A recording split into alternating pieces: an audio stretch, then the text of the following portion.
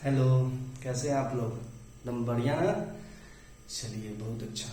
हम समझ रहे वीडियो में लेट हो रहा है थोड़ा, पर धीरे धीरे वीडियो ऐसे कंटिन्यू करते हैं। अभी ऑनलाइन प्रिपरेशन के लिए, जैसे सीयूईटी का एग्जामिनेशन यूजी के लिए और बीएचयू और अदर यूनिवर्सिटीज के एमएससी का, तो उनके ओल्ड क्वेश्चन पेपर जो इम्पोर्टेंट क्वेश्चन है उसको सॉल्व कराया जाएगा और टॉपिक वाइज भी एक एक समझते जाएंगे। तो आज एक इम्पॉर्टेंट टॉपिक है जिसके बारे में हम डिस्कस करेंगे, जिसका नाम है 1,3-डाइथिएन।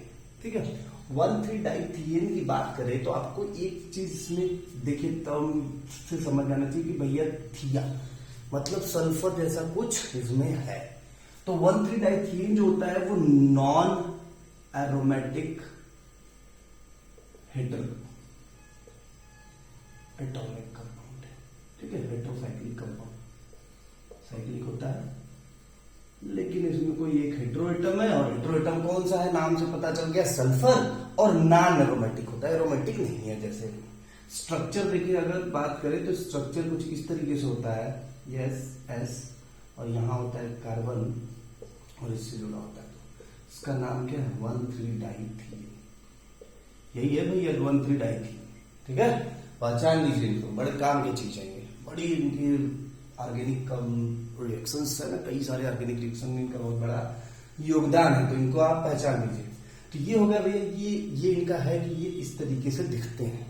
अब ये बनते कैसे हैं उसके बारे में चर्चा कर लेते हैं कि इनको हमको बनाना हुआ तो कैसे बना सकते हैं।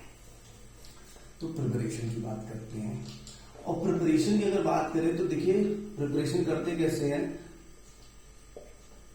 ये है ना 1,3-डाइथियाल, 1 2 3 पहले पे और तीसरे पे थायोल है, एसएच ग्रुप, जैसे अल्कोहल का होता है ऐसे थायोल। इसका रिएक्शन करा देते हैं हम लोग किससे? फॉर्मेल्डिहाइड से, HCHO से। किससे करा दिए? फॉर्मेल्डिहाइड से रिएक्शन कराए हैं। देखिए इनका दोनों का H, इसका O निकल करके वाटर के फॉर्म में बाहर निकल जाता है। ठीक है, और जब वाटर फॉर्म में बाहर निकल जाएगा तो देखिए स्ट्रक्चर क्या तैयार हो रहा है, यस यहाँ यस, और ये कार्बन आकर के इससे जुड़ गया और इस कार्बन से ये H जुड़ा हुआ, तो ये बन गया क्या हमारा भैया 1,3-डाइथिएन। जिनको अभी हम लोग पहचाने हैं, ये हम उनको क्या कर लिए, बना भी दिए। ये इतना हम लोग का क्या है, टैलेंट है ना। चलिए, तो ये हम क्या किए, 1,3-डाइथिएन को प्रिपरेशन कर लिए। इसमें एक बड़ा इंपॉर्टेंट टर्म्स है जो कि क्वेश्चन जैसे एकेडमिक एग्जामिनेशन में उससे रिलेटेड एक क्वेश्चन पूछता है शॉर्ट में पूछ दिया, रिएक्टिविटी अम्पोलन। बड़ा इंपॉर्टेंट चीज है, बड़ा महत्वपूर्ण है, ध्यान से समझिए कि रिएक्टिविटी अम्पोलन होता क्या है। पहले अम्पोलन जो होता है देखिए चर्चा उसमें, तो अम्पोलन का जो मेन अर्थ होता है वो होता है reversibility of charge. Reversibility of charge मतलब क्या कि चार्ज जो है उलट जाता है, प्लस से माइनस, माइनस से प्लस। एक ही सेंटर पे पहले प्लस रहा हो फिर माइनस हो जाए किसी कारणवश, कोई ऐसा तूफान आतंक आया कि प्लस से क्या हो गया, माइनस हो गया। तब इस दशा में क्या करते हैं हम इसको कि रिवर्सिबिलिटी ऑफ चार्ज हो गया, और रिवर्सिबिलिटी ऑफ चार्ज हो गया तो उसको बोल दिया अम्पोलन। अब यहां क्या मतलब है, देखिए जब यहां हम एल्डिहाइड की बात करते हैं तो एल्डिहाइड का जब जो कार्बोनिल सेंटर वो कहता है कैसा, इलेक्ट्रोफिलिक होता है ना भैया। ये ऑक्सीजन नेगेटिव चार्ज आता है पार्शियल, तो यहाँ पार्शियल पॉजिटिव चार्ज, तो इसका नेचर कैसा होता है, इलेक्ट्रोफिलिक। और जब हम ये इसका फॉर्मेशन कर दिए 1,3-डाइथिएन बना दिए, मतलब इसके ऊपर कुछ ऐसा हम लोग क्या ये तूफान वगैरह मचाए, तो ये क्या हुआ, देखिए ये कार्बन, सेम कार्बन है ना, ये कार्बन ये कार्बन। अब हम कार्बन से देखिए यहां से अगर H निकालेंगे तो ये H+ के फॉर्म में क्या होगा, बाहर निकल जाएगा, और जब H+ के फॉर्म में बाहर निकलेगा तो यहाँ कैसा चार्ज जाएगा, नेगेटिव। तो मतलब पॉजिटिव चार्ज था पर हम कुछ ऐसा कांड किए कि नेगेटिव चार्ज हो गया। क्या हो गया, नेगेटिव चार्ज हो गया। और जब नेगेटिव चार्ज हो गया भैया तो उसी को हम लोग क्या किए, रिवर्सिबिलिटी हो गया, किसका, चार्ज का। और जब चार्ज का रिवर्सिबिलिटी हो गया तो वही क्या है, अम्पोलन है।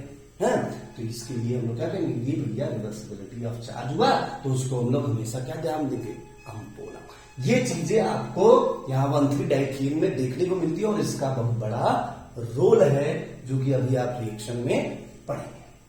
ठीक है, तो ये प्रिपरेशन हो गया। और रिएक्टिविटी अम्पोलन दिमाग में रखे रहेगा, जहां कहीं भी अम्पोलन टर्म यूज हुआ है इसका मतलब आपको क्या करना है, रिवर्सिबिलिटी ऑफ चार्ज देखना है। ठीक है, चलिए अब एक इंपॉर्टेंट चीज, एल्काइलेशन ऑफ 1,3-डाइथियन। भैया एल्काइलेशन जानते हैं क्या होता है? एल्काइल ग्रुप का ऐड होना। एल्काइलेशन मतलब एल्काइल ग्रुप का ऐड होना। किसमें ऐड होगा? 1,3-डाइथियन में ऐड होगा। तो 1,3-डाइथियन को हम लोग क्या करते हैं? बना लेते हैं। यह है 1,3-डाइथियन। इसका रिएक्शन कराना पड़ता है पहले हमको बेस। किससे कराना पड़ता है? बेस। ये सोडियम मेथॉक्साइड के लिए ये माइनस प्लस, तो ये बेस आएगा। ये H को क्या करेगा? एब्सॉर्ब करेगा। बेस क्या करेगा? H को एब्सॉर्ब करेगा। H यहां से निकल जाएगा और H निकल जाएगा तो देखिए क्या बनेगा स्ट्रक्चर। यस यस, यहां आ गया C, यहां आ गया H, इस पे आ गया नेगेटिव चार्ज। अब जब नेगेटिव चार्ज आ गया तो इसका रिएक्शन करा दिए किससे भैया? एल्काइल हैलाइड से। अब एल्काइल हैलाइड से कराएंगे रिएक्शन। ये है क्या? न्यूक्लियोफाइल। ये है एल्काइल हैलाइड। रिएक्शन कौन सा होगा? Nucleophilic substitution reaction. ये न्यूक्लियोफाइल जाएगा इस लीविंग ग्रुप को क्या कर देगा? विस्थापित कर देगा, वहां से हटा देगा। जिस तरीके से अटैक करेगा और आर आकर के इससे छूट जाएगा। एस एस सी है ये, ठीक है। एच ऐसे दूसरा वाला भी हाइड्रोजन रिमूव हो सकता है, हो सकता है। फिर उसके बाद क्या करेंगे? जब रिमूव कर लेंगे, चाहे तो आप यहां पे हाइड्रोलिसिस करा दीजिए या फिर रिमूव करने बाद, तो जब हाइड्रोलिसिस करा देंगे तो देखिए ब्रेक होगा। इधर होगा OH OH, इसको इधर की तरफ H और H, तो रिमूव होगा। देखिए टूटने के बाद हाइड्रोलिसिस के बाद ये स्ट्रक्चर क्या बचा? SHSH। तो इस तरीके का स्ट्रक्चर बचा ना, 1,3-डाइथियाल बच गया। और जो प्रोडक्ट और जो यहां उसके साथ बना, तो ये स्ट्रक्चर क्या बना? RCAH है और इससे दो जुड़ा हुआ OH। जब दो एक ही कार्बन पे दो हाइड्रोक्सिल जुड़े होते हैं तब वो अनस्टेबल सिस्टम होता है। ये हमेशा याद रखिए। कैसा सिस्टम होता है? अनस्टेबल सिस्टम होता है। तो वो अनस्टेबल सिस्टम क्या करता है? एक OH और एक H, यहां से एक OH और इसका एक H हटा, ठीक है, निकल करके वाटर के फॉर्म में क्या बना लेता है? एल्डिहाइड। क्या बना लेता है? अगर यहाँ H रहता, मतलब दूसरी बात कर लेते तो कीटोन बन जाता। क्या बन जाता? कीटोन बन जाता। तो यहां पे हम लोग क्या करते हैं? हाइड्रोलिसिस कराते ही एल्डिहाइड बनाते। देखिए तो जब हम लोग बात करें फॉर्मेल्डिहाइड की बात की है, तो फॉर्मेल्डिहाइड से स्टार्ट किए थे कि 1,3-डाइथियाल कर लिया, फॉर्मेल्डिहाइड से स्टार्ट किए, फिर एल्काइलेशन करा करके हम एल्डिहाइड बना लिए, मतलब RCHO बना दी, कोई भी CH3 C2H5 जो भी हमको जरूरत होगा। तो कितना बड़ा रोल हो गया कि हमारे पास फॉर्मेल्डिहाइड है, हमारे पास 1,3-डाइथियाल है, तो उसके 1,3-डाइथियन बना करके फिर एल्काइलेशन करा करके हम इसका अलग अलग प्रारूप बना सकते हैं एल्डिहाइड का, या इससे कीटोन बना सकते हैं ना। तो इसका कितना रोल हो गया इंपॉर्टेंट भैया? एल्डिहाइड से कीटोन बना दे रहा है, एल्डिहाइड से हायर एल्डिहाइड बना दे रहा है। तो भैया कुछ तो है इसमें बात है। चलिए तब अब हम लोग देखते हैं, एल्काइलेशन हो गया। अब हम लोग देखते हैं कि कीटोन का अगर हमको फॉर्मेशन करना हो 1,3-डाइथियन वाया 1,3-डाइथियन, तो कैसे होगा? ठीक है, तो अगर कीटोन फॉर्मेशन लिख दे सीधे, कीटोन फॉर्मेशन, देखिए तो कीटोन फॉर्मेशन अभी बताए क्या होगा? S ले लिए भैया, H और H क्या किए? C2H5ONA, मतलब बेस ले लिए। और जब बेस ले लिए तो ये देखिए क्या होगा यहां से। अब बेस ले लिए तो ये क्या होगा? बाहर निकल जाएगा एक H, तो यहां आ जाएगा नेगेटिव चार्ज, ये HSC है। फिर RX रिएक्शन करा देंगे। किससे रिएक्शन करा? RX रिएक्शन करा देंगे, न्यूक्लियोफिलिक सब्स्टिट्यूशन रिएक्शन हो जाएगा। और जब हो जाएगा तो R जुड़ जाएगा, और जुड़ जाएगा तो हम फिर कहेंगे कि फिर से हो एक बार, और फिर से होने के लिए एक बेस और चाहिए, और एक बेस और चाहिए, तो यहां से क्या होगा? रिमूव हो जाएगा। क्या रिमूव हो जाएगा? हाइड्रोजन रिमूव हो जाएगा। हाइड्रोजन रिमूव होगा तो क्या आएगा? नेगेटिव चार्ज आएगा। और नेगेटिव चार्ज जब आएगा तो फिर से वो किसी और एल्डिहाइड, सेम एल्काइल या डिफरेंट एल्डिहाइड, जैसा हमको जरूरत होगा वैसा हम दिखा देंगे। तो यहाँ पे क्या होगा? फिर से ये न्यूक्लियोफिलिक सब्स्टिट्यूशन रिएक्शन देगा, और न्यूक्लियोफिलिक सब्स्टिट्यूशन रिएक्शन जब देगा तो हम ले लेंगे भाई कोई चीज कोई दे रहा है तो हम काहे मना करें उसको। हाँ ले लीजिए, ये बन गया हमारा। अब जब ये बन गया तो हमको उसके बाद क्या करना होता है, देखिए हाइड्रोलिसिस करना होता है। और हाइड्रोलिसिस करने के लिए क्या करेंगे, यहाँ से H, यहाँ H, यहाँ OH, यहाँ OH, तो जो प्रोडक्ट बनेगा देखिए क्या बनता है CR, और दोनों OH इसमें जुड़ गए। और दोनों OH जुड़ गए तो अभी बताया क्या होता है, अनस्टेबल होता है, तो वाटर के फॉर्म में बाहर निकल करके RCOR कीटोन बना देगा। अब हमको जिस तरीके का कीटोन चाहिए होगा उस तरीके से बना लेंगे। जैसे यहाँ हमको अगर मान लो एसीटोन चाहिए तो यहाँ CH3X ले लेंगे, तो यहाँ CH3 आके जुड़ जाएगा, फिर CH3X ले लेंगे क्योंकि CH3CO CH3 एसीटोन। वही हमको प्रोपेनोन बनाना हो, ब्यूटेनोन बनाना हो तो भैया अलग अलग टाइप से एक ले लेंगे, C2H5 C3H7, ऐसे ही करते हुए एल्काइल हैलाइड का फॉर्म ले लेंगे। ठीक है, तो इस तरीके से कीटोन का फॉर्मेशन हम लोग कर सकते हैं। चलिए ये हो गया 1,3-डाइथीन से भैया क्या हम बना सकते हैं। अब हम देखते हैं कि आप अगर एंट्रेंस एग्जामिनेशन जहां तक मुझे याद है क्वेश्चन पूछा था कहीं, देखिए इस तरीके से क्वेश्चन दे दिया था। ठीक है, इस तरीके से स्ट्रक्चर दिया था। ठीक है, CH2 CH2 CH2 SH। ठीक है, इस तरीके से स्ट्रक्चर दे दिया और इस तरीके से लिख दिया था।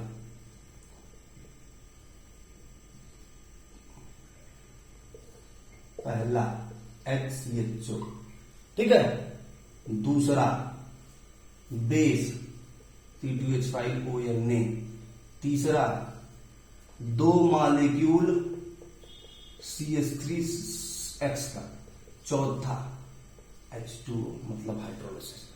इस तरीके से रिएक्शन दे दिया। अरे भैया कितना स्टेप का है, कितना प्रॉब्लम है, क्या क्या होगा। तो ये देखिए थायोन एल्डिहाइड पहले 1,3-डाइथीन बना लेगा, बेस है एक H को बाहर निकालेगा।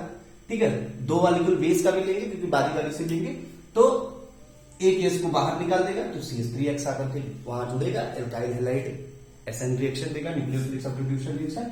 फिर दूसरी बार फिर बेस निकालेगा और दोनों तरफ क्या होगा, CH3 जुड़ जाएगा और उसके बाद हाइड्रोलिसिस करा लेंगे तो प्रोडक्ट हम बताएंगे क्या बनेगा। तो वहां ऑप्शन में दे देगा कि एज अ मेजर प्रोडक्ट क्या बनेगा, और नाम में दे दिया एसीटोन। और इतना कुछ देख करके अरे भैया ये अफसोस है यहाँ, बताइए एसीटोन कैसे बनेगा, कुछ समझ नहीं आया। लेकिन कैसे बनेगा, जैसे अभी रिएक्शन बताए हैं कि क्या होगा, 1,3-डाइथीन का फॉर्मेशन हो जाएगा। और जब 1,3-डाइथीन का फॉर्मेशन हो जाएगा तो वहां से फिर बेस आएगा तो वो H को एब्सॉर्ब कर सकता है, उसका न्यूक्लियोफाइल फॉर्मेशन हो जाएगा। और फिर वो एल्काइल हैलाइड से रिएक्शन करके ये 2 हाइड्रोजन उसके पास, तो बारी बारी से दोनों निकल करके दोनों एल्काइल हैलाइड से फॉर्मेशन करके आ रहे हैं। अगर 2 है मॉलिक्यूल उपस्थित तब, नहीं तो 1 है तो भैया एक ही को करेंगे और एल्डिहाइड का फॉर्मेशन हो जाएगा, हायर एल्डिहाइड बन जाए। तो इस तरीके से रिएक्शन आपको ध्यान रखना है। चलिए, तो ऐसे रिएक्शन आपको पूछेंगे। ठीक है, 1 1 2 दे करके 1 2 3 रिएक्शन में दे करके 1 दे दिया, 2 दे दिया, 3 दे दिया, तो वो आप वहां पे ध्यान रखें। ठीक है, तो ये इतना, चलिए आज के लिए इतना ही रखते हैं और नेक्स्ट वीडियो लाते हैं नेक्स्ट इंपॉर्टेंट टॉपिक के साथ। तब तक आपको क्या करना है, खूब दबा के चाप के पढ़ाई करनी है। गर्मी बहुत है, इग्नोर करना है, फील करना है कि नो गर्मी, लेकिन है साइड में। तो पढ़ना क्या है, खुद चाप के क्वेश्चन सॉल्व करने हैं। जब जिनकी एकेडमिक एग्जाम चल रही है वो एकेडमिक सारे क्वेश्चन सॉल्व करें, और एंट्रेंस के पेपर जैसे ही एकेडमिक एग्जाम खत्म हो आप लोग पुराने पेपर्स जितने हैं सब क्वेश्चन सॉल्व करें, और मैं आपको भी यहाँ पे सॉल्व कराऊंगा। और तब उसके लिए क्या करना है, आपको लाइक से सब्सक्राइब करिए और दूसरों को भी भेजिए, शेयर करिए, ताकि उनके पास भी वीडियो पहुंचे और लाइक से सब्सक्राइब करें। और तब तक पढ़िए आप लोग चाप के, हम वीडियो लाते रहेंगे। Thank you so much.